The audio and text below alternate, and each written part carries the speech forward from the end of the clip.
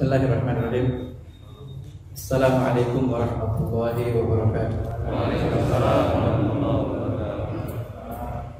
Innal hamdalillah alladzi nahmaduhu wa nasta'inuhu wa nastaghfiruh wa nastahdihi wa natubu ilaihi wa na'udzu bihi min shururi anfusina wa min sayyiati a'malina. May yahdihillahu fala mudilla lahu wa may yudlil falan tajida lahu waliyyan mursyida. Asyhadu an la ilaha illallah wahdahu la syarika lah wa asyhadu anna nabiyyana Muhammadan abduhu wa rasuluhu alladzi la nabiyya ba'dah. Fa innahu qad adda al-amanah wa ballagha ar-risalah wa nasara al-ummah wa jahada fi sabilihi haqqa jihadihi hatta tarakana 'ala mahajjatil bayda lailuha kanahariha la yazighu anha illa halik. Allahumma 'allimna bima yanfa'una wanfa'na bima 'allamtana wa zidna ilma. Allahumma inna nas'aluka ilman nafi'an wa rizqan thayyiban wa amalan shalihan wa taqabbal. Allahumma amin. Hadirin Bapak Ibu yang dirahmati Allah, bisa lihat makin banyak jemaahnya. Alhamdulillah. Safnya juga sudah rapat ya. Alhamdulillah. Alhamdulillah. Mudah-mudahan pandemi segera berlalu. Amin ya Allah. Pada intinya sebetulnya ya, meskipun sebenarnya corona itu ada, tapi ya anggaplah kayak penyakit biasa lah. Ada memang ada, tapi ya serahkan semuanya kepada Allah. Disinilah kita buktikan bagaimana seorang mukmin itu bertawakal. Wa 'alallahi falyatawakkalul mu'minun, dan kepada Allah lah orang beriman itu bertawakal. Jadi kalau kita masih terlalu takut, akhirnya tawakalnya nggak ada, pasti dipertanyakan keimanannya. Kita bukan tidak percaya corona ada, tapi tawakalnya kepada Allah itu harus lebih besar.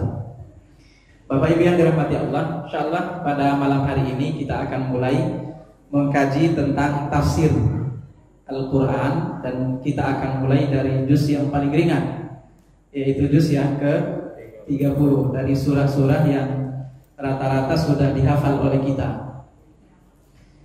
Jadi insya Allah di juz 30 pun juga kita tidak akan mulai di surah An-Naba, tapi kita akan mulai dari surah An-Nas, surah yang paling terakhir yang ada di dalam Al-Quran. Surah keberapa itu? Surah ke-114. Gampang itu kalau itu ya. Surah ke-114. Baik Bapak Ibu yang dirahmati Allah, nama surah ini adalah surah An-Nas. An-Nas itu artinya manusia, itu bentuk jamak. Bentuk tunggalnya itu adalah al-insan. Nah, ini sering saya katakan kalau ngajar bahasa Arab, ini bentuk jamak yang kurang jelas. Maksudnya bentuk jamak yang gak nyambung. Gak nyambung itu kenapa? Karena tidak sama dengan bentuk tunggalnya. Dari kata insan menjadi an-nas. Kalau bentuk jamak yang lain itu biasanya nyambung dari huruf-huruf tunggalnya. Jadi surah ini namanya surah An-Nas. Diambil dari ayat yang pertama dari surah ini, Qul a'udzu birabbin nas. Itu yang pertama dari penamaan surah. Lalu kemudian surah ini juga sering disebut sebagai surah Al-Mu'awwidhatain. Al-Mu'awwidhatain itu adalah surah yang dipakai untuk berta'awudz, atau surah yang dipakai untuk memohon perlindungan.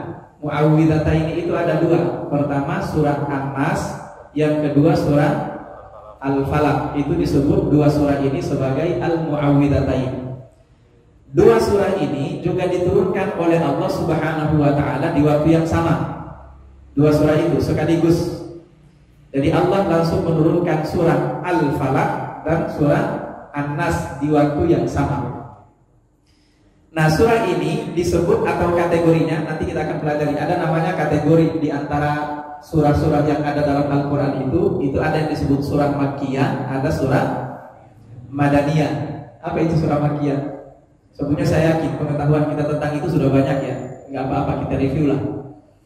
Murajaah kalau istilahnya dalam bahasa Arab ya.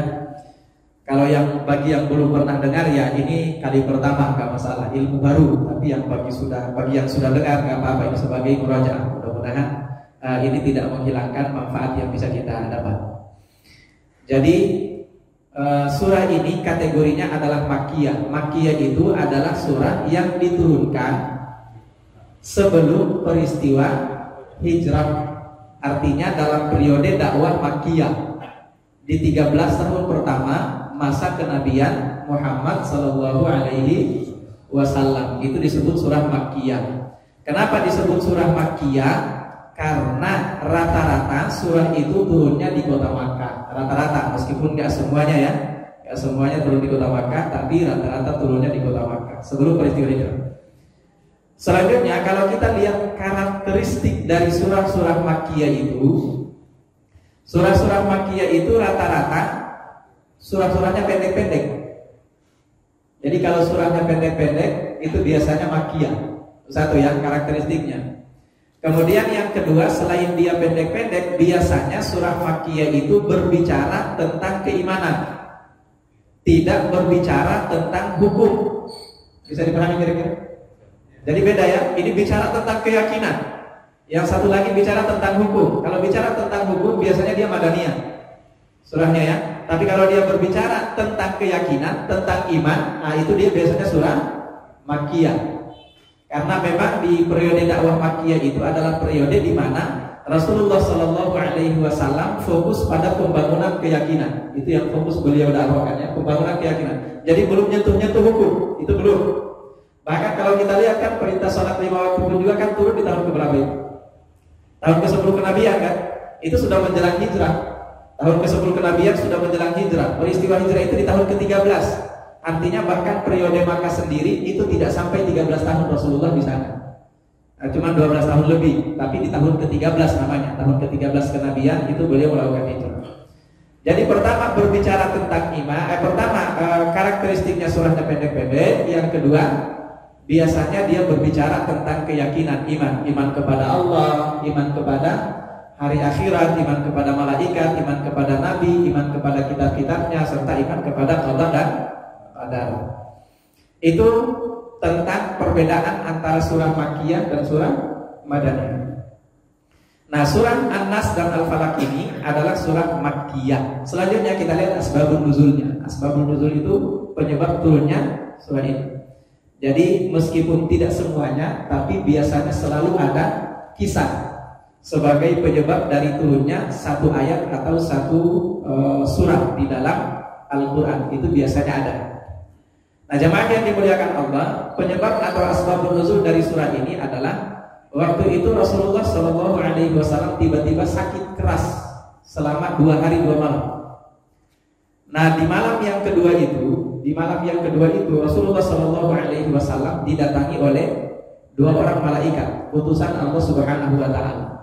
2 orang malaikat itu kemudian yang satu duduk di bagian kaki Rasulullah, yang satu lagi duduk di bagian kepala Rasulullah Shallallahu Alaihi Wasallam. Lalu kemudian mereka mengecek, ini apa yang terjadi dengan Rasulullah ini?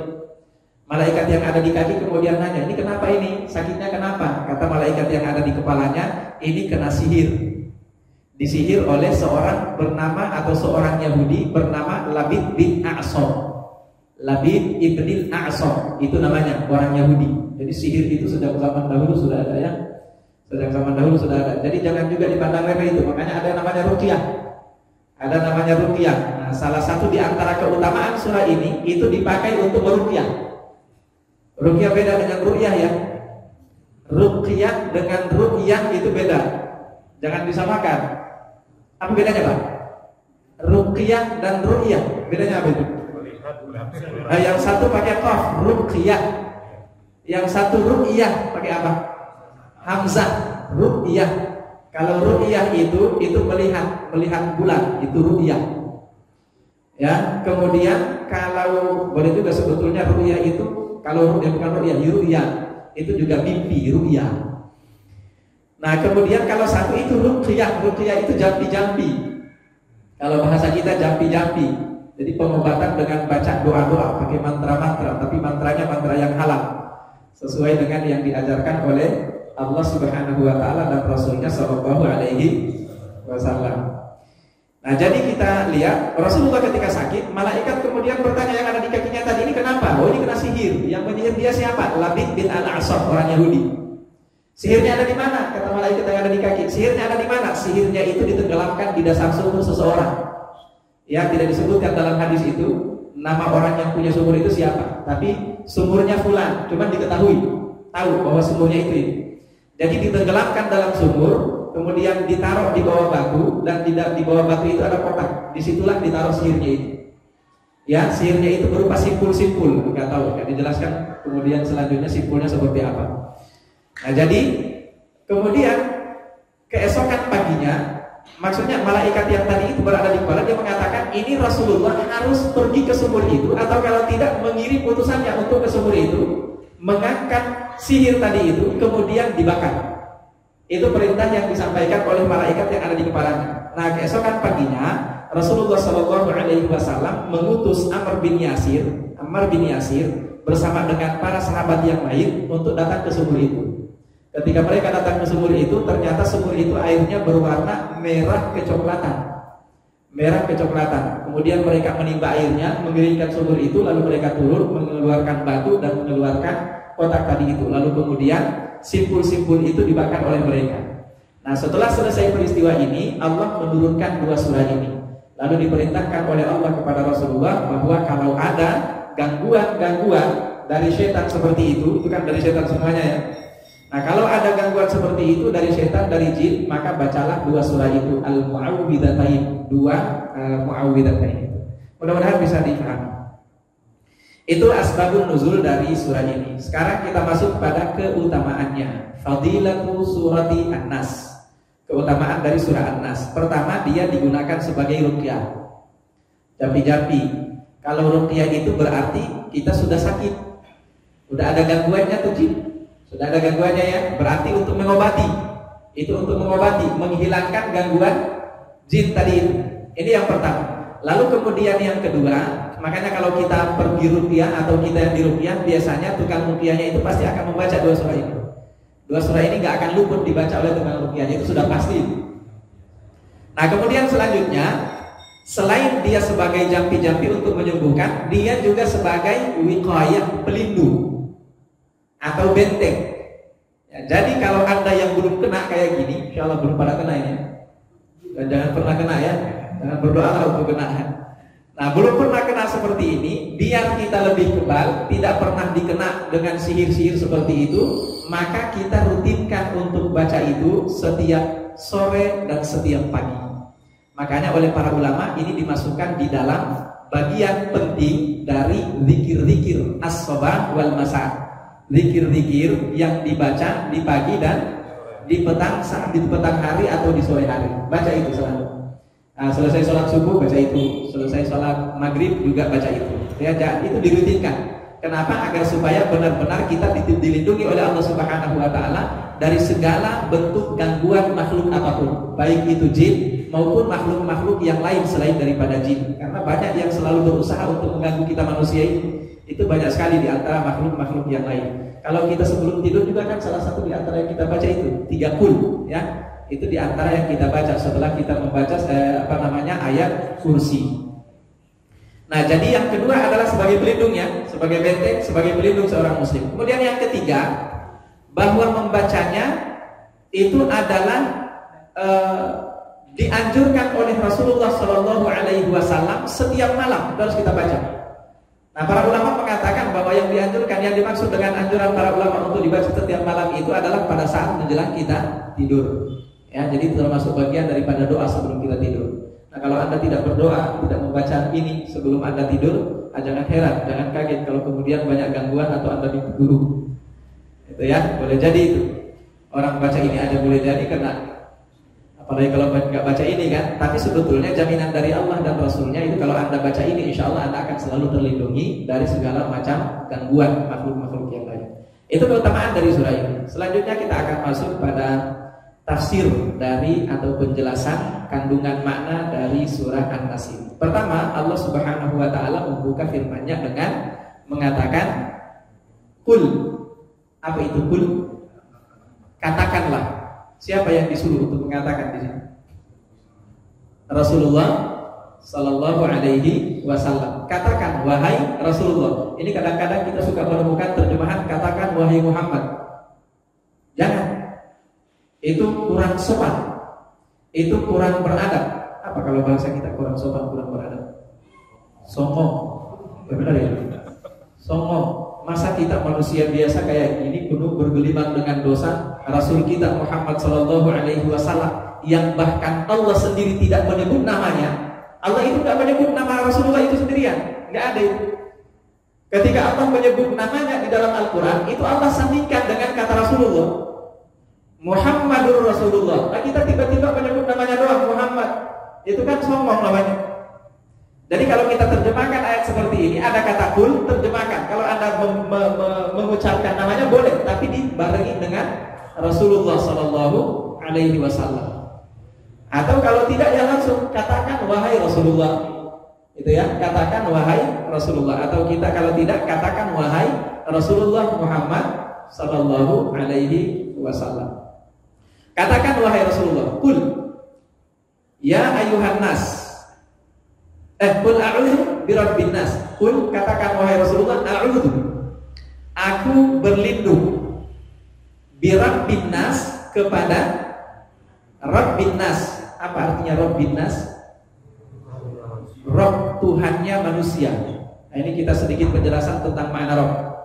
Rabbin nas, kata Rabba atau Rabbu atau Rabbi. Rabb itu disebut sebagai Tuhan. Jadi kalau kita mendefinisikan Tuhan dalam bahasa Indonesia, yang paling tepat, paling dekat maknanya dalam bahasa Arab itu Rabb. Kalau ilah yang ada di dalam syahadat kita, la ilaha illallah, itu kurang tepat kalau kita definisikan sebagai Tuhan. Ya, kenapa? Karena yang namanya ilah itu adalah sesembahan. Sementara Rabb itu Tuhan. Tuhan itu apa? Tuhan itu yang menciptakan. Tuhan itu yang memberi rezeki. Tuhan itu yang mengatur.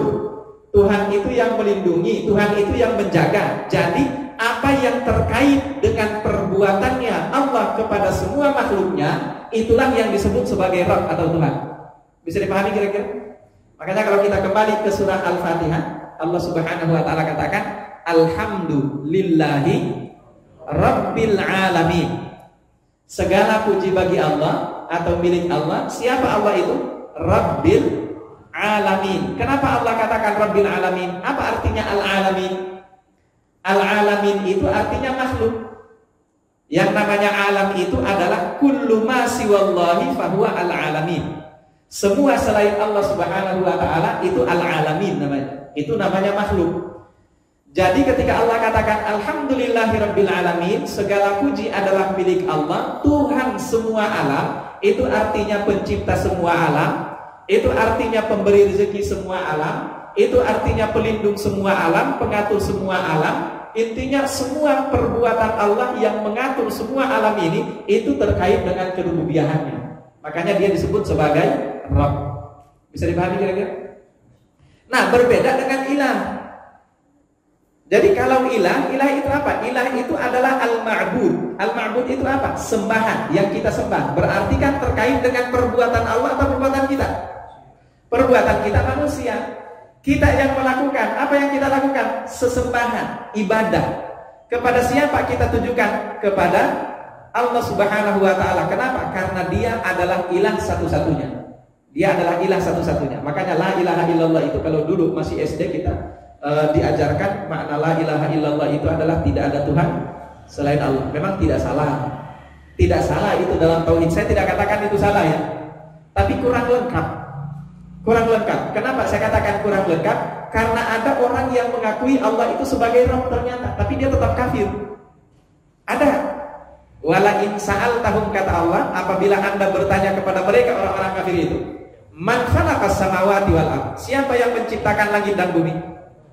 Mereka pasti akan menjawab, kata Allah, la yaqulunna Allah. Mereka pasti akan menjawab yang menciptakan langit dan bumi adalah Allah. Tapi pertanyaannya, apakah ketika jawaban mereka seperti itu kemudian mereka langsung jadi orang beriman?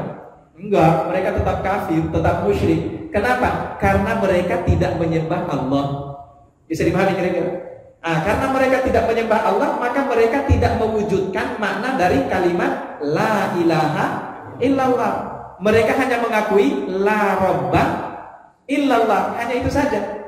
Sementara itu gak sempurna. Yang sempurna itu ketika kita la ilaha illallah. Nah selanjutnya, kenapa Allah itu satu-satunya yang berhak disembah? Karena dia Rabb satu-satunya. Ya, Kalau Anda juga bisa jadi Rabb, sebetulnya Anda juga berhak untuk disembah. Tapi pertanyaannya kira-kira bisa apa enggak? Kan nggak akan mungkin bisa. Gimana caranya? Anda harus jadi pencipta dulu. Ciptakan dulu alam seperti alam yang ada ini. Ketika Anda sudah menciptakan alam seperti yang ada ini, kemudian berikan semua rezekinya. Ya, jalankan semuanya, silakan atur semuanya. Kalau Anda sudah bisa membuat tandingan dengan alam yang sama, berarti Anda sudah Rabb. Berarti Anda juga sudah berhak untuk disembah. Tapi kira-kira bisa? Mana bisa? Orang disuruh bangun masjid aja bareng-bareng bangunnya ini kan? Iya kan? Enggak bisa. Bareng-bareng bangunnya. Habis itu kalau tukang sendiri kira-kira yang disuruh bangun bisa enggak? Sebetulnya bisa juga sebetulnya ya. Cuman agak repot juga. Harus ada desainnya. Harus ada siapa apa namanya? Insinyurnya kan? Harus ada arsiteknya, baru kemudian bisa dibangun. Bangunnya pun juga bareng-bareng, nggak bisa sendiri. Bagaimana caranya? Itu baru disuruh bangun masjid loh. Belum disuruh bikin untuk ya. Coba kalau bisa Anda ciptakan manusia, bisa ciptakan manusia? Nggak bisa. Kalau sebagai penyebab lahirnya manusia bisa, tapi kalau pencipta manusia nggak bakalan bisa. Saya dipahami ya? Itu sifat yang pertama. Jadi kul, katakan wahai Rasulullah, a'udzu, aku berlindung bi rabbin nas, kepada Tuhan dari manusia. Selanjutnya, siapa itu? Malikin nas. Ini sifat yang kedua. Ingat sifat pertama Rabb, ketuhanan. Sifat yang kedua disebutkan oleh Allah di dalam surah ini adalah Malik. Apa itu Malik? Bisa kepemilikan atau pemilik, bisa juga kerajaan atau raja. Jadi sifat Allah itu sebagai pemilik juga sebagai raja. Ya. Jadi pemilik seluruh alam ini. Nah, kalau dia adalah pemilik seluruh alam ini, maka di akhirat kelak dia menjadi raja. Nah, para mufassirin mengatakan seperti itu. Jadi makanya ini bisa di dalam ayat ini para mufassirin mengatakan Anda boleh baca Malikin Nas, boleh juga baca Malikin Nas. Itu dua-duanya boleh. Kalau Anda baca Malikin Nas, itu berarti apa kalau Malik? Ya, Malik itu sebetulnya dia raja. Kalau Malik itu ya. Kalau Anda baca Malikin Nas, itu berarti pemilik semua manusia. Maknanya dua-duanya kena. Dua-duanya kena. Cuma para mufassirin mengatakan Allah itu sebagai pemilik ketika dia masih di dunia ini, kita masih di dunia ini. Allah itu adalah pemilik, tapi ketika sudah di akhirat Allah itu menjadi raja. Kenapa bisa demikian? Karena ketika di dunia ini kan Allah itu belum bisa diwujudkan oleh semua manusia sebagai raja, ya kan? Tapi apakah manusia semuanya sudah dimiliki oleh Allah? Sudah dimiliki oleh Allah. Kita semua ini adalah milik Allah. Innalillahi, ya kan? Kita semuanya ini adalah milik Allah. Tapi apakah kita wujudkan Allah sebagai raja? Tidak. Justru kadang-kadang kita, bos di kantor kita masih jauh lebih kita muliakan dibandingkan daripada Allah Subhanahu wa Ta'ala. Kadang-kadang kan seperti itu. Ada orang misalnya terlalu tunduk sama istrinya. Suami-suami takut istri. Sampai kemudian harusnya ada pengajian, gak datang ke pengajian gara-gara dilarang sama istri. Saya punya banyak teman yang begitu, Pak. Ketika masih bujang, Masya Allah, rajin datang hajinya, Pak. Tapi begitu menikah, gak pernah nongol lagi. Begitu menikah, banyak yang seperti itu. Atau boleh jadi juga sebaliknya misalnya. Ada bapak-bapak misalnya ketika masih bujangan, masih sendirian misalnya, dia juga menuntut ilmu, tapi istrinya juga sebetulnya rajin menuntut ilmu. Tapi ketika sudah menikah, dia nggak bisa membimbing istrinya, nggak dikasih pula fasilitas istrinya untuk belajar. Itu dosa itu bagi suami. Syukur-syukur kalau Anda jadi ustaz, bisa kan Anda ajari istri Anda di rumah mungkin kan? Meskipun sebetulnya ustaz pun juga ternyata jarang bisa ngajarin keluarganya. Istri saya hadir di sini. Mohon maaf istri saya. Jarang, susah juga ternyata ngajarin istri. Itu saya pikir kalau saya berkeluarga nanti saya bakalan ngajarin istri saya, anak-anak saya. Ternyata cuma sekali doang. Ngajarinnya ya, nggak bisa rutin juga ternyata. Lebih banyak ngajar di luar. Makanya, solusinya sudah. Kalau gitu bawa istri aja lah ikut pengajian. Udah ya, sekalian sama jamaah yang baik. Jadi istri sekarang itu sudah kepengen ikut terus, apalagi kalau punya anak kecil lagi ya. Alhamdulillah bisa ikut. Sampai di mana tadi? Jadi memperlakukan Allah itu sebagai raja itu saat di akhirat kelak. Yang raja itu kan sudah penguasa apapun yang diinginkan oleh Allah. Kalau di dunia ini yang diinginkan oleh manusia masih bisa terwujud, Allah itu masih bisa nahan-nahan. Tapi kalau raja itu nggak bisa. Apa kehendak raja sudah? Anda mau A tapi raja bilang B, nggak bisa lagi. Itu di akhirat kelak akan seperti itu. Nah, jadi Malikin Nas bisa Anda baca Malikin Nas, bisa Anda baca Malikin Nas. Itu dua-duanya boleh. Ini sifat yang kedua. Jadi Allah sebagai raja, sebagai pemilik. Kemudian yang ketiga, Ilahin Nas. Nah, ini kata ilah. Apa tadi ilah, masih ingat? Sesembahan. Ilahin Nas, yang wajib atau yang berhak untuk disembah. Artinya tidak ada lagi selain itu. Yang berhak disembah itu ya hanya Allah Subhanahu wa taala satu-satunya. Nah, dengan tiga sifat yang dimiliki oleh Allah ini, Allah memerintahkan kepada kita umat Muhammad sallallahu alaihi wasallam untuk berlindung. Jadi pakai tiga nama itu. Ya, pakai tiga nama itu untuk berlindung. Pertama tadi bahwa Rabb itu adalah Tuhan, kemudian selanjutnya Malik sebagai raja atau pemilik, dan yang ketiga adalah ilah. Nah, selanjutnya yang berikutnya adalah kenapa harus berlindung? Kenapa kita harus berlindung? Jawabannya, kalau di dalam ayat ini ya, kalau di maksudnya dalam surah ini, kalau di dalam surah Al-Falaq itu kan terkait langsung dengan sihir ya. Tapi kalau di dalam surah ini itu tidak terkait langsung dengan sihir, tapi dia terkaitnya dengan gangguan setan berupa bisikan untuk melakukan maksiat. Itu kalau di dalam surah ini. Maka pertanyaannya, kenapa harus berlindung? Nah, ini surah An-Nas ya, surah An-Nas, bukan surah Al-Falaq. Kalau pertanyaannya, kenapa kita harus berlindung dengan surah Al-Falaq? Jawabannya sudah kita jawab tadi, karena jin itu selalu mengganggu. Ya, tapi sekarang pertanyaannya, kenapa kita harus berlindung kepada Allah Subhanahu wa taala dari godaan setan? Jawabannya adalah karena setiap manusia punya setannya sendiri. Ya. Paham? Setiap manusia punya setannya sendiri. Apa nama setannya? Qarin. Itu nama setannya. Nama setannya adalah Qarin. Semua manusia punya itu. Qarin itu jin. Makanya saya sering katakan, kalau Anda kemana-mana udah gak usah takut, di samping Anda itu ada jin yang suka jagain Anda. Gak usah takut ya, itu ada jin di samping Anda.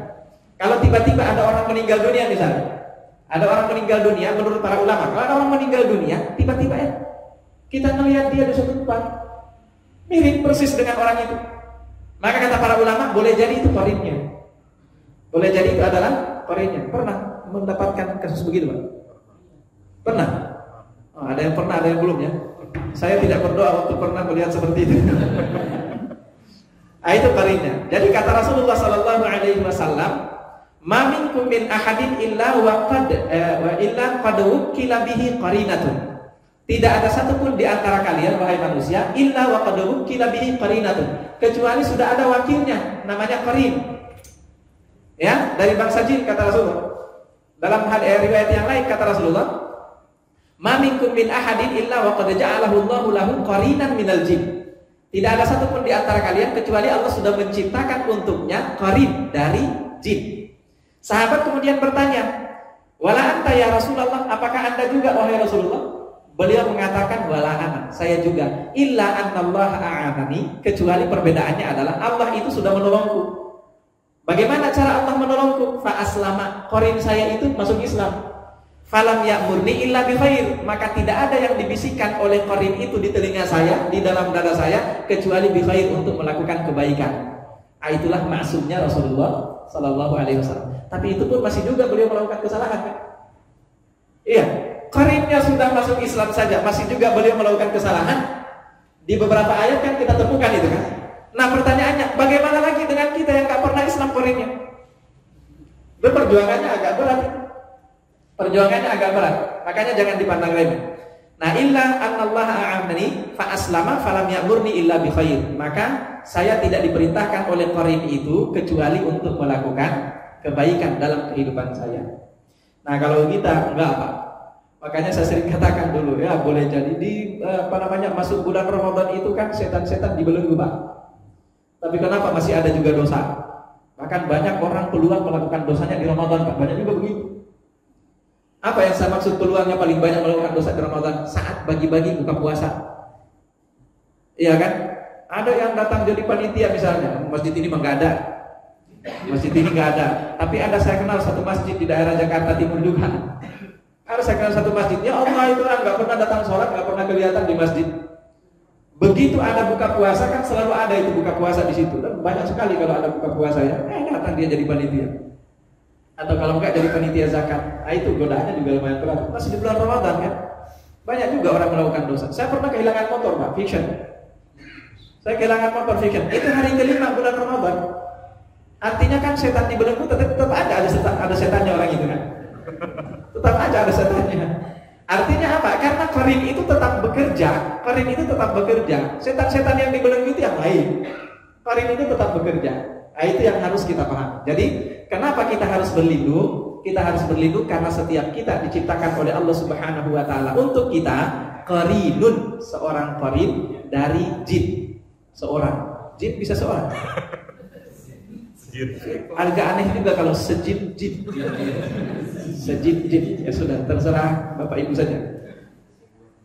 Selanjutnya ya.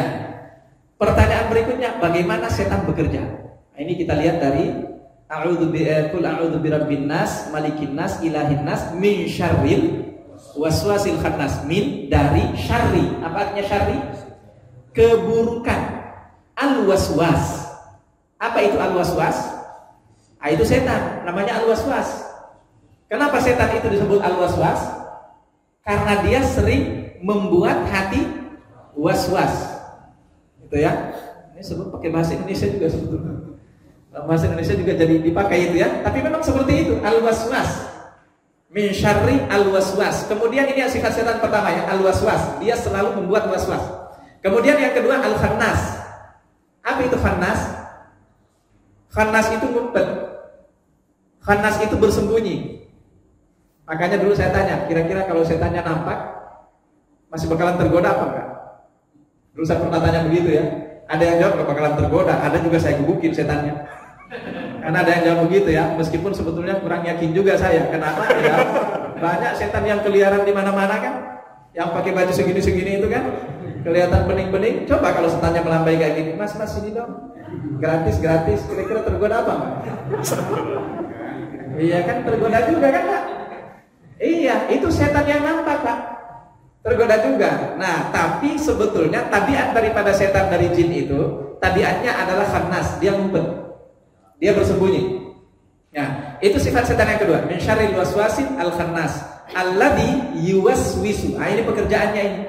Alladzi yuwaswisu, yang membuat was-was. Di mana dia membuat was-was? Fi sudurin nas, di dalam dada manusia. Jadi dia membuat was-was itu di dalam dada manusia. Ini pekerjaannya, aktivitasnya. Sekarang mari kita lihat bagaimana cara setan itu bekerja di dalam dada manusia. Pertama kita akan ambil hadis-hadis dari Rasulullah SAW. Pertama, Rasulullah bersabda, Inna syaitana yajri min ibni adama majrad dam. Sesungguhnya syaitan itu, kata Rasulullah, yajri min ibni adam. Syaitan itu mengalir di dalam darah ibnu Adam, anak cucu Adam, majrad dam, melalui saluran darah itu apa? Pembuluh darah. Pembuluh darah. Melalui pembuluh darah. Makanya kalau di ruqyah itu biasanya yang dicari-cari pembuluh darahnya, Pak. Yang dicari. Kenapa? Setan itu lewat situ. Itu kata Rasulullah SAW. Nah, hadis ini asbabul wurudnya adalah suatu waktu Rasulullah SAW itu berjalan dengan Sofia, bertemu dengan dua orang sahabat. Ketika bertemu dengan dua orang sahabat, ini malam hari, tiba-tiba dua orang sahabat itu agak curiga sama Rasulullah, dan Rasulullah sudah menangkap, ini orang curiga ini. Oh, Rasulullah itu, tapi jangan-jangan kok sama perempuan, gitu ya? Kok sama perempuan Rasulullah itu? Jadi mereka sudah mulai ada was-was di dalam dadanya, mulai ada kecurigaan. Langsung dipanggil oleh Rasulullah SAW. Kenapa kalian terlalu terburu-buru, gitu ya? Karena mereka langsung begitu melihat Rasulullah langsung buru-buru, tapi sambil bisik-bisik. Buru-buru pergi sambil bisik-bisik, langsung dipanggil oleh Rasulullah karena Rasulullah tahu mereka pasti punya prasangka itu. Rasulullah mengatakan fa innaha Sofia, ini adalah Sofia, bukan siapa-siapa. Jadi jangan kalian, saya takut kalian itu berprasangka buruk. Kenapa? Karena sesungguhnya kata Rasulullah, syaitan itu mengalir di dalam darah manusia mengikuti aliran darahnya atau mengikuti pembuluh darahnya. Artinya apa? Gampang sekali. Kita kalau masukin obat kan biasanya melalui pembuluh darah. Nah, kalau sudah melalui pembuluh darah, kira-kira ke seluruh tubuh apa enggak? Ya ke seluruh tubuh langsung, rusak semuanya itu kan. Masuk darah, lari ke jantung, dipompa oleh jantung langsung ke seluruh tubuh lagi. Makanya jangan kita pandang remeh, setan itu benar-benar mempengaruhi semuanya. Ya. Makanya jangan juga heran Pak, ketika misalnya kalau kita lagi males banget, misalnya bahasa anak sekarang mager ya, malas gerak, itu ya. Ini udah azan di masjid subuh misalnya, tapi kayaknya enak banget nih tidurnya, padahal nggak begadang semalam kan? Itu kenapa? Itu karena semua badannya ini sudah dialiri oleh setan. Itu bisa jadi seperti itu, melalui pembuluh-pembuluh darahnya. Jadi itu yang pertama. Yang kedua, kata Rasulullah SAW, inna syaitana wadi'un khatmahu ala qalbi bini adama fa in dzakarallaha khanasa wa in nasiya iltaqama qalbahu fadzalika alwaswasul khannas. Kata Rasulullah, inna syaitan, sesungguhnya syaitan itu wadi'atun khatmahu. Syaitan itu meletakkan khatmahu. Kalau khatmah itu apa ya? Kalau gajah dia belalainya. Kalau setan itu diartikan khatmahu itu hidungnya. Jadi kayak ngendus-ngendus di situ. Jadi dia di dalam dada kemudian ngendus-ngendus. Isaknya berapa? 19.05. 19.05. Oh. Siap. Kita berusaha untuk selesai. Sampai di mana tadi? Setan itu kata Rasulullah SAW, wadi'atun khatmahu. Dia meletakkan hidungnya di mana? Ala qalbi bini Adam, di hati anak Adam. Dia meletakkan hidungnya di hati anak Adam. Kemudian kata Rasulullah SAW, fa in dzakarallaha, ketika anak Adam itu berzikir, menyebut nama Allah, ya pokoknya zikir apapun. Makanya zikir pagi dan petang itu efektif sekali. Dan termasuk bagian dari zikir terpenting adalah 2 surah ini. Ya. Jadi kata beliau, fa in dzakarallaha, ketika orang itu berzikir menyebut nama Allah, maka apa yang terjadi dengan setan itu? Khanasa. Khanasa apa tadi? Artinya bersembunyi, dia ngumpet, menciut, bersembunyi. Itu setannya. Tapi kata Rasulullah, wa in nasiya, ketika orang itu lupa untuk berzikir, apa yang terjadi dengan setan? Iltaqama qalbahu, dikuasai, jadi dia membesar, dikuasai semua hatinya itu, digenggam, benar-benar dipeluk semua hatinya itu. Jadi ketika hati kita sudah dipeluk oleh setan, udah malas itu apa yang terjadi, mager semua itu yang terjadi. Ya, makanya kalau kita benar-benar pengen ibadah tapi kok mager banget ya, pengen ibadah tapi kok malas banget ya, pengen sedekah duitnya ada sebetulnya tapi kok pelit misalnya, perasaan pelitnya itu muncul. Itu salah satu diantaranya adalah karena hati Anda itu sedang digerogoti oleh setan. Apa yang harus kita lakukan? Zikir yang banyak. Zikir yang banyak yang harus kita lakukan. Selanjutnya yang ketiga, kata Rasulullah SAW, idza qulta ta'isa syaitanu ta'azama wa qala biquwwati sara'tuhu wa idza qulta bismillah tasawwara hatta yasira mithla dzubabi wa ghuliba. Kata Rasulullah, apabila Anda mengatakan ta'isa syaitan, celakalah syaitan, maka kata Rasulullah, justru syaitan itu membesar. Jadi enggak usah kita katakan celaka syaitan, mendingan kita doain. Atau kalau enggak kita berzikir. Kenapa? Karena kalau kita katakan celaka setan, dia juga punya jurus untuk makin membesar. Kata Rasulullah, ketika kita katakan celaka setan, justru setan itu membesar, kata beliau. Ta'azama, membesar. Wa qala biquwwati sara'tuhu. Dia mengatakan, dengan kekuatanku saya masih bisa mengalahkan orang ini. Ini bangga juga dia. Karena memang gampang bagi setan Pak untuk mengalahkan manusia. Dia punya banyak jurus. Dia mengatakan, dengan kekuatanku gampang saja saya tumbangkan orang ini. Tapi kata Rasulullah, wa idza qulta, ketika Anda mengatakan bismillah, ini bismillah doang. Coba kita katakan bismillah, kata Rasulullah, tasaghara, setan itu langsung mencium, langsung mengecil. Tasaghara hatta yasira mithla dzubab, sampai setan itu besarnya seperti lalat. Jadi mengecil seperti lalat. Wa ghuliba, dan dia kalah pada saat itu. Cuma satu kalimat doang. Tapi kan kita harus zikir terus. Pada saat kita enggak zikir, yang terjadi balik lagi dia. Sekarang pertanyaannya, banyakan kita ingat zikir atau banyakan lupa zikir, Pak? Banyakan lupa zikir kan? Banyakan lupa zikir, padahal kan zikir gampang aja, kita sambil jalan zikir, subhanallah, alhamdulillah, la ilaha illallah, Allahu akbar. Bisa saja, astagfirullah, zikir apapun juga, itu semua efektif untuk mengusir setan. Karena kata Rasulullah di sini tidak mengkhususkan zikir tertentu, enggak. Yang jelas Anda berzikir, setiap zikir yang Anda ucapkan, setiap itu setan itu akan menciut menjadi kecil. Makanya orang yang gampang dikerjain oleh setan itu tandanya kurang berzikir. Ya, kita nggak nuduh, tapi kita evaluasi diri pribadi kita masing-masing saja. Itu yang ketiga. Yang keempat, kata Rasulullah, Qala Rasulullah sallallahu alaihi wasallam, "Inna ahadakum idza kana fil masjid." Oh, ini bahkan di masjid juga ada. Hati-hati. Tapi ini nanti kalau kita baca hadis ini jangan diri kiri kanan ya. Jangan diri kiri kanan. Nah, kata Rasulullah, "Inna ahadakum," sesungguhnya seseorang di antara kalian, kata Rasulullah, "idza kana fil masjid." Kalau dia ada di masjid, ja'ahu syaitan, dia didatangi oleh setan. Lalu apa yang terjadi? Setan itu fa'abasa bihi kama yabisur rajulu bidabbatihi. Setan itu langsung mengendarai orang itu. Sebagaimana seseorang atau sebagaimana kalian mengendarai hewan kendaraan kalian. Sama dengan Anda naik motor. Jadi Anda ditunggangi setan itu. Semua ada setan di atasnya. Kalau Anda ada di masjid ya, kayak seperti itu. Itu kata Rasulullah. Jadi dikendarai oleh setan. Tapi kemudian kata Rasulullah SAW, fa'idha sakana, kalau orang itu diam maksudnya apa tadi? Gak zikir. Diam gak zikir. Ini pada zikir kan? Mudah-mudahan menyimak yang kita sampaikan ini termasuk bagian dari zikir. Karena majelis ilmu itu termasuk bagian dari zikir. Tapi ingat kata Rasulullah, ketika Anda di masjid sekalipun tapi Anda diam, maka kata Rasulullah SAW, fa'idha sakana lahu zanaqahu, maka dia akan dihimpit oleh setan. Jadi kayak didesak begitu, ditindih. Dia akan ditindih oleh setan. Lalu kemudian zanaqahu au aljamahu, dia ditindih atau aljamahu, atau dia dikuasai oleh setan itu. Nah, sekarang kita lihat penjelasannya, orang yang dihimpit oleh setan atau yang dikuasai oleh setan itu. Kata Abu Hurairah radhiyallahu anhu mengatakan, "Wa antum tarawna dzalika amma al-masnub." Antum akan menyaksikan itu, kalian akan melihat itu yang ada di masjid katanya, tapi jangan lirik kiri kanan ya.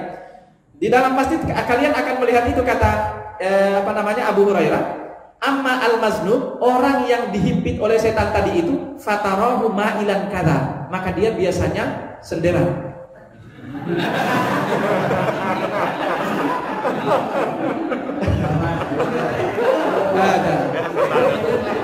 Itu kata Abu Hurairah.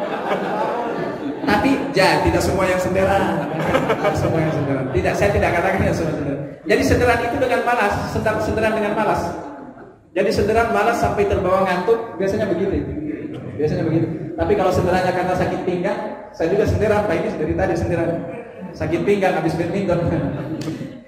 Jadi tidak semua yang senderan ya. Maksudnya senderan dan agak-agak miring. Itu ma'ilah, kata Rasulullah SAW. Abu Hurairah. Kemudian la yadhkurullah, dia tidak berzikir kepada Allah. Jadi itu yang saya katakan tadi. Jadi senderannya kemudian miring dengan model yang sangat malas. Wa amma al-muljam, adapun orang yang dikuasai oleh setan tadi itu, fafatihun fahu, maka dia menganga gini. Fatihun fahu. Buka mulut. Apa kalau kita mangap? Mangap. Itu kalau kita mangap ya, jangan dipraktekin.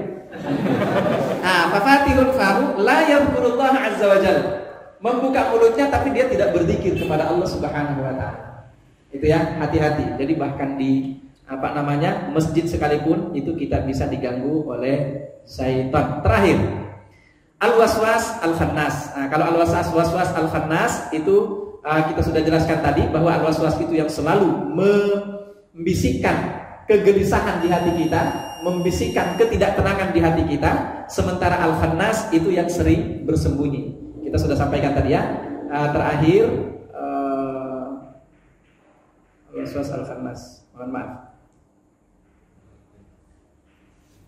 Asy-syaitanu jathim fi qalbi abni Adam fi ya, sudah semuanya. Betul. Sudah semuanya. Min syarril waswasil khannas alladzi yuwaswisu fi sudurin nas minal jinnati wan nas. Yang terakhir itu adalah minal jinnati wan nas. Yang dimaksud dengan minal jinnati wan nas itu ada dua pendapat para ulama. Pertama, mereka mengatakan yang dimaksud dengan minal jinnati wan nas itu adalah yang dikuasai oleh setan. Jadi kan tadi alladzi yuwaswisu fi sudurin nas, yang memberi waswas, membuat waswas di dalam dada manusia. Apakah cuma dada manusia yang dibikin waswas oleh setan itu? Sebagian ulama mufassirin mengatakan tidak, tapi minal jinnati wan nas. Dari jin dan dari manusia. Kan jin ada yang beriman juga, ada yang kafir juga kan? Yang beriman akan dibisiki juga oleh jin juga. Jadi jin itu juga akan membisiki di dalam hati manusia seperti itu, sebagaimana jin membisiki di dalam hati jin juga. Itu makna yang pertama ya. Jadi yang dibisiki ada jin, ada manusia.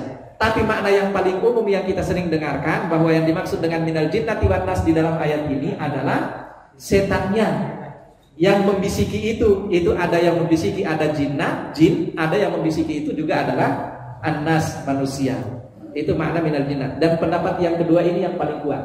Karena di dalam ayat yang lain Allah Subhanahu wa taala menjelaskan khusus bahwa setan itu adalah musuh bagi para rasul dan setan itu dari jin, dari manusia. Itu secara jelas Allah mengatakan di dalam ayat yang lain.